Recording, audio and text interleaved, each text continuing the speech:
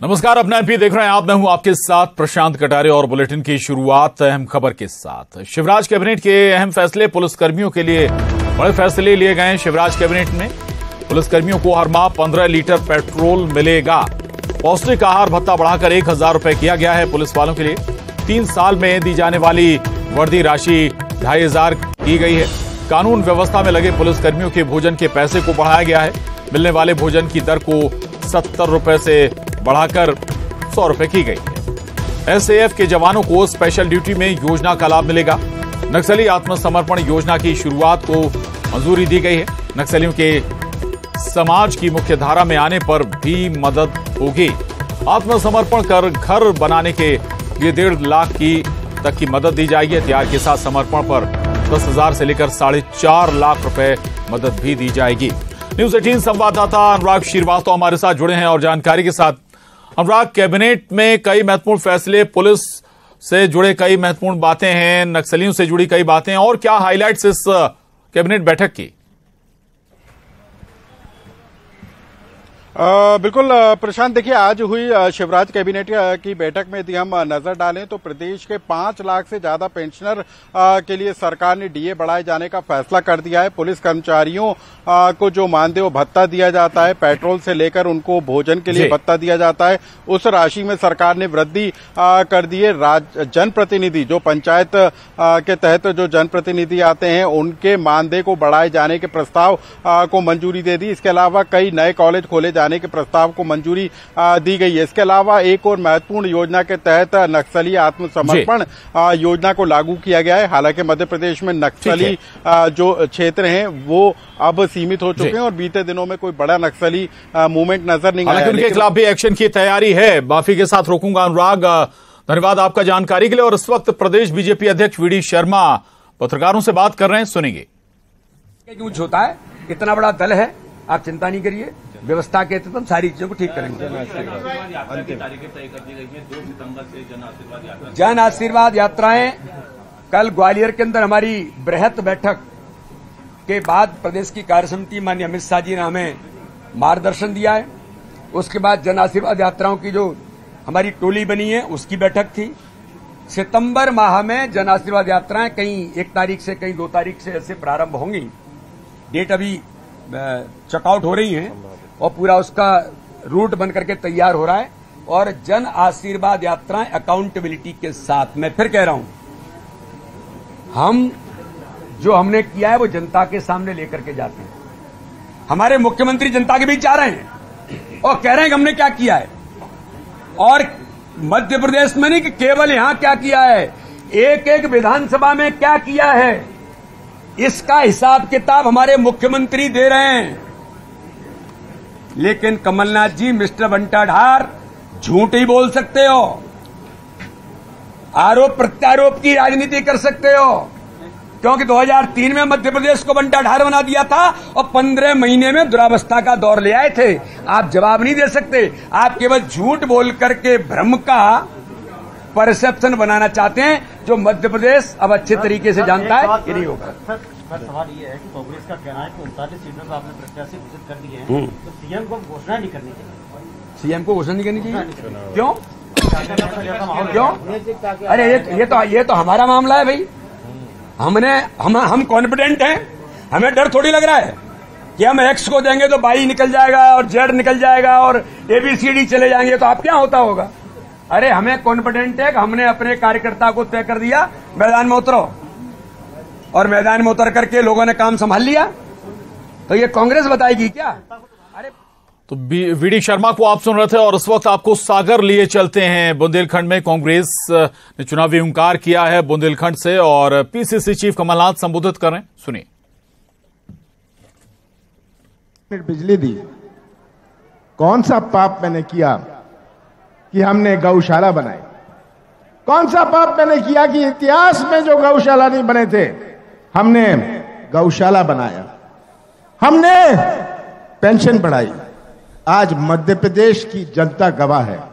ये आज आए थे, ये अपना रिपोर्ट कार्ड दे रहे हैं, ये रिपोर्ट कार्ड दे रहे हैं। मैं तो कहता हूं इनके नेताओं से, रिपोर्ट कार्ड मत देना, आप तो रेट कार्ड देना, रेट कार्ड, कि यहां तो पैसे दो काम लो। सही बात है। मैं भ्रष्टाचार के बारे में आपसे क्या कहूं, आप अच्छी तरह परिचित हैं। ये आज हमारे प्रदेश का हाल है। मैं तो आपसे इतना कहना चाहता हूं कि पहचान लीजिए आज कि अपने प्रदेश की क्या स्थिति है। चुनाव आते हैं, हमारे जनपद का चुनाव आता है, नगर पालिका नगर निगम का चुनाव आता है, जिला पंचायत का चुनाव आता है।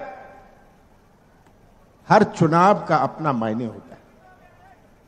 4 महीने में जो चुनाव है, ये चुनाव केवल एक उम्मीदवार का ही नहीं है, ये चुनाव केवल एक पार्टी का ही नहीं है, ये चुनाव मध्य प्रदेश के भविष्य का है।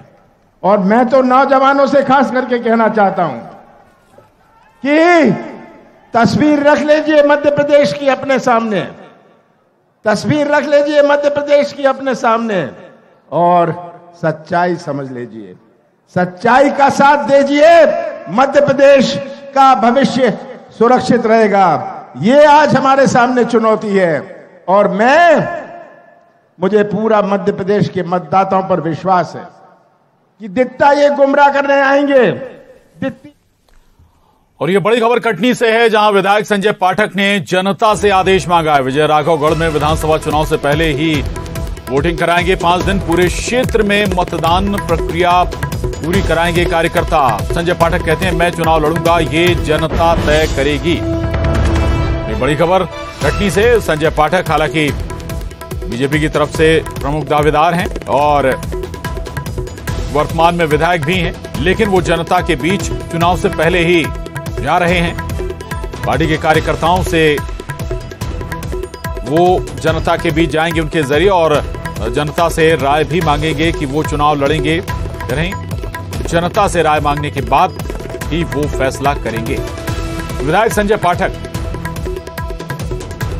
और न्यूज 18 संवाददाता शैलेंद्र भदौरिया हमारे साथ जुड़े हैं भोपाल से जानकारी के साथ। शैलेंद्र, ये ठीक है, कद्दावर व्यक्ति हैं, कद्दावर नेता हैं संजय पाठक, संभव है कि शायद उनका टिकट वैसे भी कोई दूसरे की गुंजाइश ना हो, लेकिन ये एक क्या इसका संदेश, क्या इसके मायने, जनता के भी जाना या फिर हम कहें कि एक चुनाव से पहले जनसंपर्क का ये तरीका? शैलेंद्र, देखिए, बिल्कुल आपने ठीक कहा कि जनसंपर्क का एक तरीका भी है, लेकिन एक कॉन्फिडेंस भी है। देखिए, कुछ दिनों पहले एक कार्यक्रम के दौरान उन्होंने ये बात कही थी कि वह जनमत संग्रह कराएंगे और जनता यदि चाहेगी तो वही वो टिकट मांगेंगे या चाहे चुनाव लड़ेंगे। उन्होंने साफ तौर पर कहा था कि 51% लोग अगर उनको चाहेंगे तो वह चुनाव लड़ेंगे। अगर उससे 50% से कम लोगों ने अगर ये बात स्वीकार नहीं की कि उनको टिकट मिलना चाहिए तो वो टिकट नहीं लेंगे।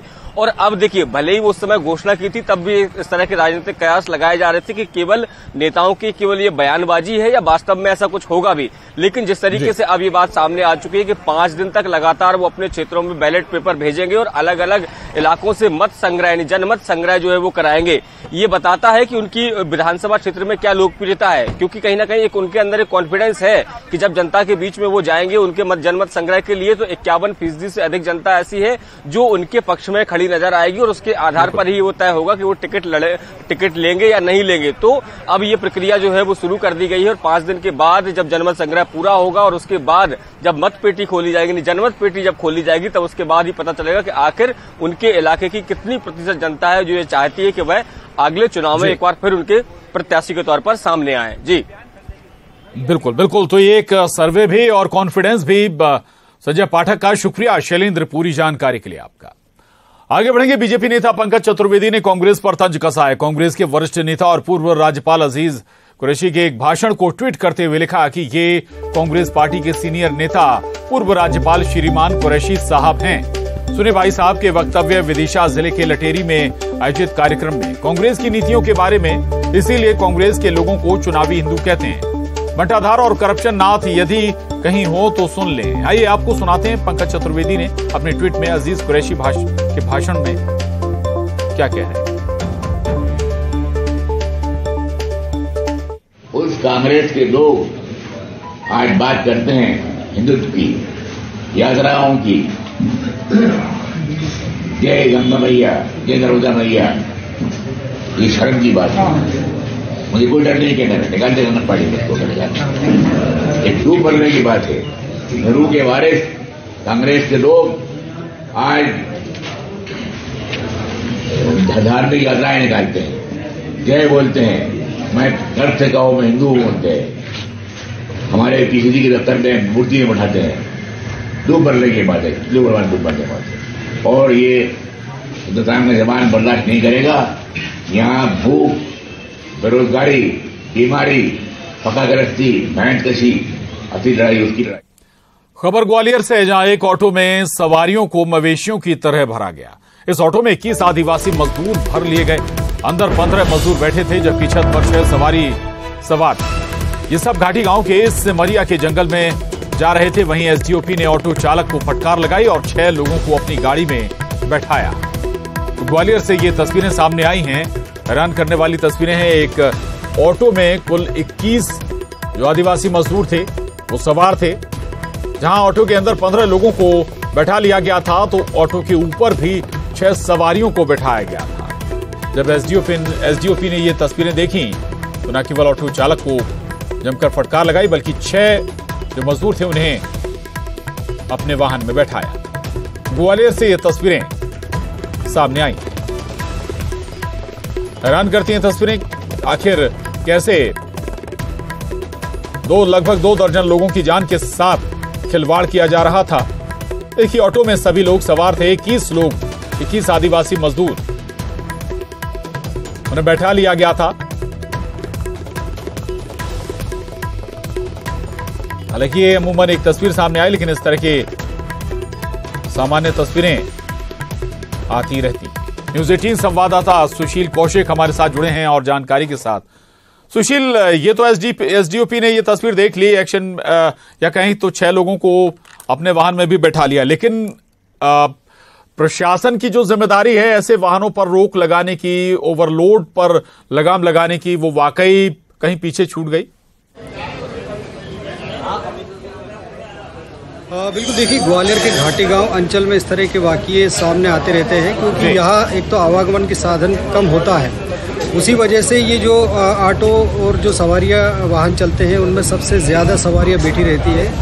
ऐसा ही वाकया घाटी गांव एसडीओपी के सामने आया है, जहां एक ऑटो में लगभग 21 लोग सवार थे। जब उन्होंने ऑटो रोककर ड्राइवर को समझाई दी तो उसने माफ़ी मांगी। उसके बाद जो 6 सवारियां थी उनको एसडीओ पे अपनी गाड़ी में बिठाया और उनको छोड़ा। उसके बाद ऑटो चालक को भी नसीहत दी। हालांकि ये बात सही है कि प्रशासन इन पर मॉनिटरिंग नहीं कर पाता है, क्योंकि इंटीरियर के इलाके में इस तरह के आवागमन के साधनों की कमी के चलते ये हालात देखे जाते हैं। और ग्वालियर जिले में अमूमन इस तरह के हालात कई इलाकों में बनते जहां वाहनों की कमी है या साधनों की कमी है, तो इस तरह से एक वाहन पर क्षमता से 4 गुना 5 गुना सवारियों को बिठा कर ले जाया जाता है। तस्वीरों के सामने आने के बाद संज्ञान लेना चाहिए प्रशासन को। शुक्रिया सुशील पूरी जानकारी के लिए। और इस वक्त आपको सीधे सागर लिए चलते हैं, जहां कांग्रेस के राष्ट्रीय अध्यक्ष मल्लिकार्जुन खड़गे संबोधित कर रहे हैं। वीरों की धरती है, पर इस विशाल जनसभा को देखकर मुझे बहुत खुशी हो गई है। इतना बड़ा जनसागर चुनाव के वक्त आना ये बहुत बड़ी बात है। इसलिए मैं यहाँ सागर के सभी नेताओं को और जनता को, मां बहनों को मैं बधाई देता हूं। बुंदेलखंड इलाका इसकी आन बान और शान के लिए बड़ी मशहूर है। बलिदान की भूमि है। आजादी के आंदोलन में शहादत देने वाले नायकों की श्रद्धांजलि हम सबको देना है। बुंदेलखंड केसरी महाराजा छत्रसाल, महारानी लक्ष्मीबाई, वीरांगना झलकारी बाई को भी मैं श्रद्धांजलि देता हूं। इसके साथ साथ 17 साल की उम्र में 1942 के आंदोलन में तिरंगा फहराते शहीद हुए साबूलाल जैन के योगदान को भी मैं नमन करता हूं। कांग्रेस अध्यक्ष मल्लिकार्जुन खड़गे को सुन रहे थे आप। और इस वक्त बड़ी खबर का रुख कर रहे हैं इंदौर से। बड़ी खबर है, इंदौर की संस्कृति को शर्मसार कर देने वाली तस्वीर सामने आई है। पब के अंदर सार्वजनिक जगह पर अश्लील हरकत करते हुए युवक युवती नजर आई। युवक और युवती की अश्लील हरकत का वीडियो सामने आया। नाइट कल्चर विवाद के बाद अब अश्लील हरकत का ये वीडियो सामने आया है। इंदौर से ये तस्वीरें सामने आई हैं। मिथिलेश गुप्ता, न्यूज 18 संवाददाता हमारे साथ जुड़े हैं।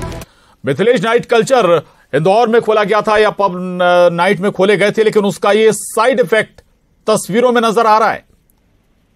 जी बिल्कुल, ये साइड इफेक्ट तस्वीरों में नजर भी आ रहा है और ये जो तस्वीर है ये इंदौर की संस्कृति को शर्मसार कर देने वाली तस्वीर है। और देखिए, इन्हीं सब तस्वीर को लेकर इंदौर के जो लोग हैं वो चिंतित नजर आ रहे हैं। सबसे पहले पूर्व लोकसभा स्पीकर सुमित्रा महाजन ने कहा था कि नाइट कल्चर को लेकर पुनर्विचार करने की जरूरत है। नाइट कल्चर पे जिस तरीके से महिलाओं के विवाद या जिस तरीके से अश्लीलता और तमाम चीजें तस्वीर सामने आ रही है, ये कहीं ना कहीं सोचने के लिए मजबूर कर रही है, क्योंकि ये अहिल्या नगरी है, अहिल्या लोक के नाम से पहचाना जाता है, माँ अहिल्या यहीं की रहने वाली है। तो ये संस्कृति इंदौर की नहीं रही है जो अभी तस्वीर सामने आ रही है। तो तमाम इन स्थितियों को लेकर अब एक विवाद खड़ा होता नजर भी आ रहा है और विवाद की वजह भी है ये विवादित वीडियो। अब कहीं ना कहीं ये विवादित वीडियो सामने आ रहे हैं जिसको लेकर सवाल भी खड़े हो रहे हैं और नाइट कल्चर एक बार फिर से सवालों के कटघरे में है। बिल्कुल, तो चर्चाओं के दौर में फिर नाइट कल्चर और सवाल भी उठाए जा रहे हैं। शुक्रिया मिथिलेश पूरी जानकारी के लिए आपका। और अब रुक करेंगे सिटी टॉप 20 का। शिवराज कैबिनेट का बड़ा फैसला, पुलिसकर्मियों को हर महीने मिलेगा 15 लीटर पेट्रोल। पौष्टिक आहार भत्ता बढ़ाकर किया गया 1003 साल में दी जाने वाली वर्दी राशि में बढ़ोतरी। शिवराज कैबिनेट ने नक्सली आत्मसमर्पण योजना की शुरुआत को दी मंजूरी। नक्सलियों के समाज की मुख्यधारा में आने पर होगी मदद। कई तरह की मदद का किया गया ऐलान। विधानसभा सीटों के टिकट को लेकर 23 से 25 तक बीजेपी में मंथन। 64 विधानसभा सीट पर मंथन के बाद घोषित होंगे टिकट। 39 सीट पर पार्टी कर चुकी है टिकट घोषित। कांग्रेस के राष्ट्रीय अध्यक्ष के दौरे पर सियासत। बीजेपी ने खड़गे के दौरे पर कसा तंज। सोशल मीडिया पर लिखा, कहा जनता रहे सावधान, एमपी में आज लगने जा रही है झूठ की दुकान। शायराना अंदाज में बीजेपी उम्मीदवार ध्रुव नारायण सिंह की कमलनाथ को चुनौती। बोले, सिर्फ हाथों में खंजर नहीं, आंखों में पानी भी चाहिए। ऐ खुदा मुझे दुश्मन भी खानदानी चाहिए। पीसीसी चीफ कमलनाथ ने ध्रुव नारायण सिंह की चुनौती का दिया जवाब। कहा, ये सब फिजूल की बातें हैं, मैं इन सब घटिया चीजों में नहीं पड़ता। शिवराज सरकार का रोजगार पर जोर। आज शाम सीखो कमाओ योजना के तहत मिलेगा तोहफा। कॉन्ट्रैक्ट लेटर सौंपेंगे सीएम शिवराज। कटनी में विधायक संजय पाठक ने जनता से मांगा आदेश। विजय राघवगढ़ में विधानसभा चुनाव से पहले ही वोटिंग 5 दिन, पूरे क्षेत्र में मतदान। कहा, मेरा चुनाव लड़ना जनता करेगी तय। और इसके साथ ही बुलेटिन में बस इतना ही। खबरों का सिलसिला लगातार जारी है।